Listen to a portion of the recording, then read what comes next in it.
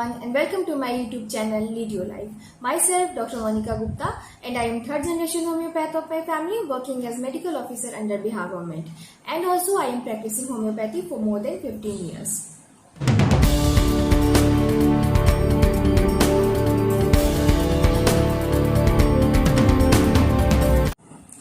Fever, बुखार, ये एक ऐसा लक्षण है जो जब भी आता है तो इसे देख के और महसूस करके पेशेंट घबरा जाते हैं, स्पेशली तब जब ये बच्चों को हो जाता है और स्पेशली तब जब ये 102 के ऊपर जाने लगता है।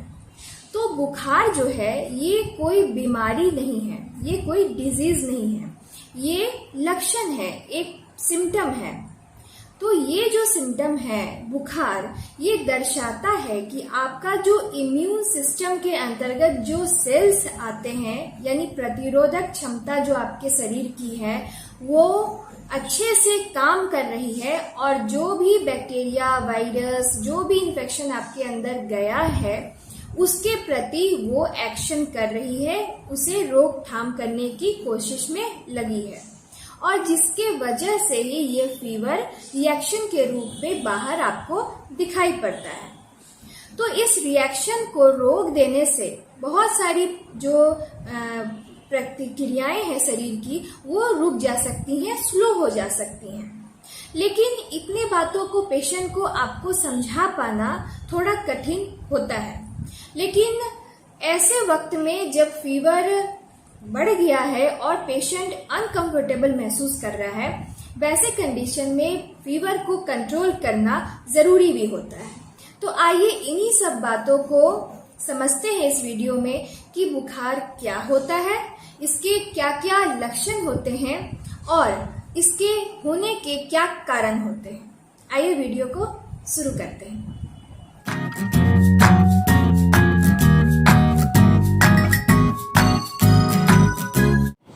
फीवर को मेडिकल लैंग्वेज में पायरेक्सिया भी हम कहते हैं। इसका डेफिनेशन अगर देखा जाए तो it is unusual increase in the body temperature above the normal range. तो नॉर्मल रेंज क्या है? इसको ज़्यादातर हम फ़ारेनहाइट में मापते हैं। तो 98.6 डिग्री जो है ये फ़ारेनहाइट में देखा गया है और 37 डिग्री सेंटीग्रेड ये नॉर्मल स्टैंडर्ड टेम्परेचर माना गया है।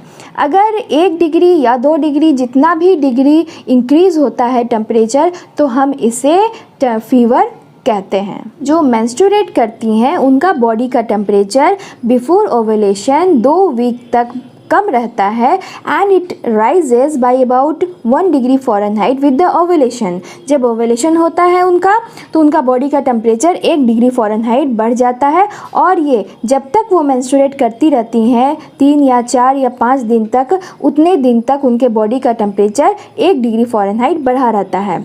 ये बढ़ा हुआ टेम्परेचर एक प्रेग्नेंट लेडी के कंडीशन में भी आपको मिलेगा और जिन्हें जो इंडोक्राइनोलॉजिकल कोई डिसफंक्शन है अगर बॉडी में, तो वैसे कंडीशन में भी आपको बॉडी का टेम्परेचर बढ़ा हुआ मिलेगा। बच्चों में ज़्यादातर हम एक्सिलरी एरिया में या फोरहेड पे या कान के पीछे हम लोग टेम्परेचर को रिकॉर्ड करते हैं और कुछ कंडीशन में टेम्परेचर जो है वो कम मिल सकता है। कब? अगर बच्चा जो है वो मुंह से सांस ले रहा है तो वैसे कंडीशन में अगर हम ओरल टेम्परेचर मापेंगे तो जो रीडिंग है वो कम आएगा। और ऐसा भी हो सकता है अगर कोई रिस्पिरेटरी इन्फेक्शन है या बार बार रैपिड ब्रीदिंग कर रहा है पेशेंट, तो वैसे कंडीशन में भी अगर ओरल टेम्परेचर हम लेते हैं तो टेम्परेचर आपका एज शो जो उसका बॉडी का नॉर्मल टेम्परेचर होगा उस वक्त उससे कम आपको मिलेगा। ये बात आप जान लीजिए कि फ़ीवर आपका दुश्मन नहीं है, it is a friend of you. क्यों?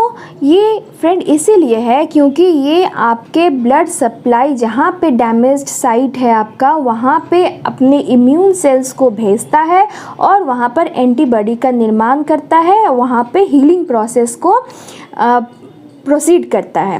दस fever is an indirect marker of good fighting power. Immunity आपकी बरकरार है, आपकी इम्यून सेल्स प्रॉपर काम कर रही है, ये शो करता है आपका फीवर। तो फीवर रेयरली हार्मफुल होता है, अधिकतर केसेस में ये हार्मफुल नहीं होते हैं। हाइपरथर्मिया है, वहाँ पे जहाँ पे बहुत ज़्यादा डैमेज हो गया है टिश्यू का, वहाँ पे अनफॉर्चुनेटली ऐसा देखा जा सकता है। हाइपरपायरेक्सिया किसी फीवर को हम कब कंसिडर करेंगे, जब इस किसी भी फीवर का एलिवेशन जो है, extreme elevation of the body temperature हो जाए ग्रेटर देन और इक्वल टू 106 डिग्री फ़ारेनहाइट, 106 बुखार हो या उससे अधिक जब फीवर चला जाए तो इस फीवर को हम हाइपरपायरेक्सिया कंसिडर करते हैं।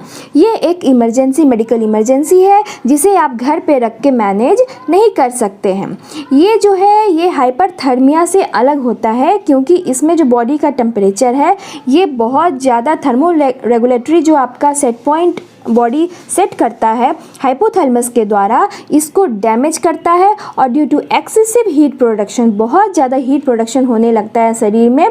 तो वहाँ पे ये क्यों होता है, आपका जो थर्मोस्टेट प्रक्रिया है, मैकेनिज़्म जो चल रहा है हाइपोथैलेमस के द्वारा, उसमें कोई दिक्कत आ जाती है किसी भी कारण के वजह से, तो आपका ये फीवर बहुत ज़्यादा इंक्रीज़ कर जाता है और एक्सेसिव हीट प्रोडक्शन शरीर में होने लगता है। Hyperthermia is an example of A high temperature that is not a fever. ये फीवर नहीं है, यहाँ पर जो आपका थर्मो रेगुलेटरी जो मैकेनिज़्म है वो डिस्टर्ब हो गया है बहुत ज़्यादा। आपका जो शरीर है वो एक सेट पॉइंट जो रखना चाहता है वो नहीं रख पा रहा है और बॉडी में एक्सेसिव हीट प्रोडक्शन हो रहा है। तो ये बहुत सारे कारण से हो सकता है, नंबर ऑफ़ कॉजेज़ हो सकते हैं, जिसमें एग्ज़ाम्पल अगर दिया जाए तो हीट स्ट्रोक हो सकता है। देन बहुत सारे मैलिग्नेंट कंडीशन में, यानी कि अगर कैंसरस कोई पहले से हिस्ट्री चली आ रही है वैसे कंडीशन में ऐसा हो सकता है। देन कोई ड्रग रिएक्शन हो सकता है, या फिर एक सेरोटोनिन सिंड्रोम होता है, वैसे कंडीशन में भी आपको हाइपरपायरेक्सिया देखने को मिल सकता है। और कहाँ पे आपको हाइपरपायरेक्सिया का कंडीशन मिल सकता है, अगर पोंटाइन हेमरेज हो या फिर मेनिंजाइटिस का कंडीशन हो, सेप्टिसेमिया के कंडीशन में, या फिर कोई मलेरिया डबल अटैक हो गया हो, वैसे कंडीशन में भी आपको हाइपरपायरेक्सिया मिल सकता है।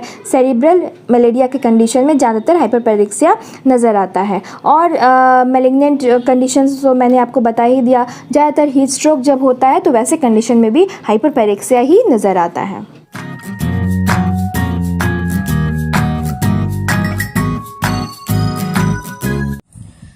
जब इन्फेक्शन हमारे बॉडी के अंदर प्रवेश करता है तो ज्यादा से ज्यादा साइटोकाइन रिलीज होते हैं हमारी इम्यून सेल्स के द्वारा, और जितना ज्यादा इन्फेक्शन होगा उतना ज्यादा साइटोकाइन रिलीज होंगे और उतना ही ज्यादा टेम्परेचर हमारा इंक्रीज करेगा, क्योंकि यही साइटोकाइन जाके हमारे हाइपोथैलेमस में स्टिमुलेशन देते हैं और एक बॉडी टेम्परेचर सेट कर देते हैं।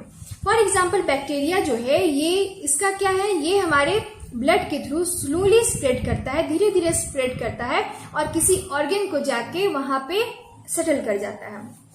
फॉर एग्जाम्पल आप टाइफाइड ले लीजिए, टाइफाइड में क्या है कि इन्फेक्शन ब्लड के थ्रू धीरे धीरे फैला और जाके इंटेस्टाइन में जाके सेटल हो गया। मेनिंजाइटिस को ले लीजिए, वो भी क्या है, जो इन्फेक्शन है वो धीरे धीरे ब्लड के थ्रू फैला और जाके ब्रेन में सेटल हो गया।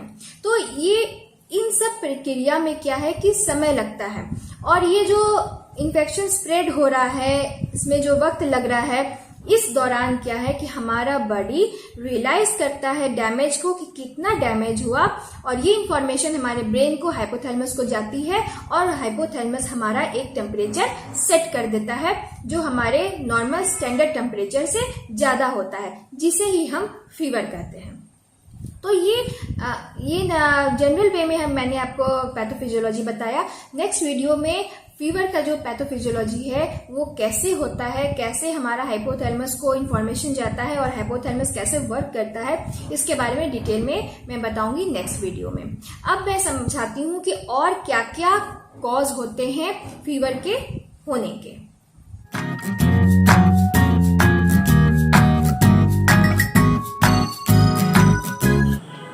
Most common cause of the fever of the short duration especially are viral fevers, vaccine associated fevers, malaria, typhoid, dengue, and the fever associated with the sinusitis or the tonsillopharyngitis, fever associated with UTI infection, septicemia and bacteremia. Other causes of the fever are infective, for example viral, bacterial, fungal, Inflammatory, you can take example of the gastroenteritis, inflammatory bowel diseases. Post-surgical means the fever which comes after post-surgery. Autoimmune diseases, fever associated with along with the autoimmune disease. Malignancy means fever associated with malignant diseases.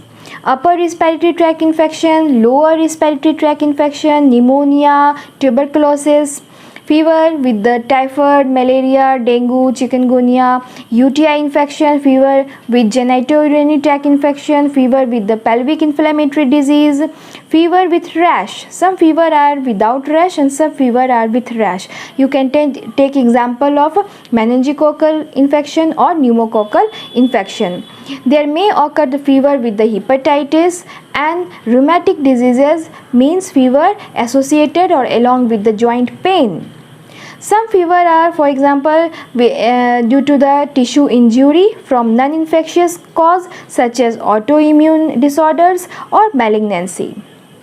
Some fever are due to the thermoregulatory disorders, for example due to the disorders of the hypothalamus or autonomic dysfunctions. Fever may occur due to environmental cause, for example heat stroke, due to some drugs also, and there may occur fever due to increased metabolism in case of the hyperthyroidism. How to guess the cause of the fever? किसी भी fever का होने का क्या कारण हो सकता है, ये हम कैसे पहचानेंगे? जो भी सिम्टम्स हमारे पास आ रहे हैं तो हमें उसको समझने के लिए उसका एनाटॉमी समझना होगा, देन उसके फिजियोलॉजी को समझना होगा, तभी हम उसके पैथोलॉजी को समझ पाएंगे। आप इसको ऐसे समझिए कि अगर कहीं से शोर आ रहा है, नॉइज हो रहा है, तो वो जो नॉइज है वो घर के भीतर से भी आ सकता है या घर के बाहर से भी वो नॉइज आ रहा होगा। तो इस बात को समझना होगा। अगर घर के बाहर से आ रहा है तो उसमें भी दो कारण हो सकती है। हो सकता है कि खुशी का माहौल हो या हो सकता है कि दुख भरा माहौल हो। दोनों ही कंडीशन में आपके सिम्टम्स बदल जाएंगे। यहाँ अगर फीवर को आप नॉइज के रूप में समझते हैं तो क्या है कि फीवर तो हो रहा है लेकिन उसका कारण जो है वो अलग अलग होगा, तो आपके सिम्टम्स भी अलग अलग होंगे और उसका जो वे ऑफ ट्रीटमेंट होगा वो भी अलग होगा। तो अगर ऐसे किसी भी चीज को आप नहीं समझ पा रहे हैं कि हाँ ये सिम्टम कहाँ से आ रहा है, क्या पोजीशन हो सकता है, तो आपको नेक्स्ट जो सवाल करना है पेशेंट से वो है ऑनसेट ऑफ द फीवर, यानी कि फीवर का शुरुआत कैसे हुआ।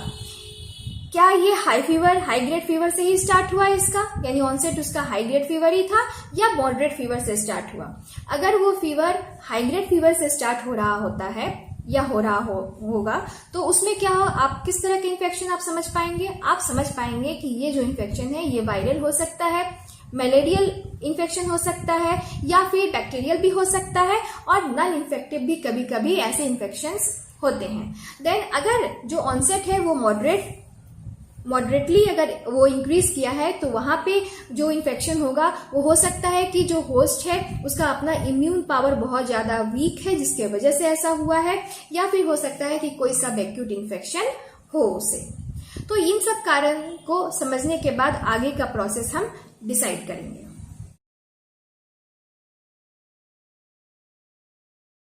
आशा करती हूँ कि ये वीडियो आप लोगों को लाभप्रद लगेगा, और आने वाले सारे वीडियो जो फीवर पर मैं बनाने जा रही हूँ, हो सकता है 2 या 3 और पार्ट्स बने इसके, तो वो भी आप जरूर देखिएगा ताकि फीवर जो है वो डिटेल में आप इसको समझ पाएंगे, और साथ में एट लास्ट में बताऊंगी इसके ट्रीटमेंट के बारे में भी। तो आशा करती हूँ कि ये वीडियो आपको जरूर पसंद आया होगा। अगर पसंद आया है तो चैनल को सब्सक्राइब जरूर कीजिए और लाइक भी जरूर कर दीजिए। और कहने का मतलब है कि और कौन से टॉपिक पे आप डिस्कस करना चाहते हैं और जानकारी लेना चाहते हैं वो कमेंट बॉक्स में मेरे को जरूर बताइए। मैं उस पर वीडियो बनाने की कोशिश करूंगी। इन्हीं सब बातों को करते हुए ये वीडियो मैं समाप्त करती हूँ। Thank you for watching and जय हिंद।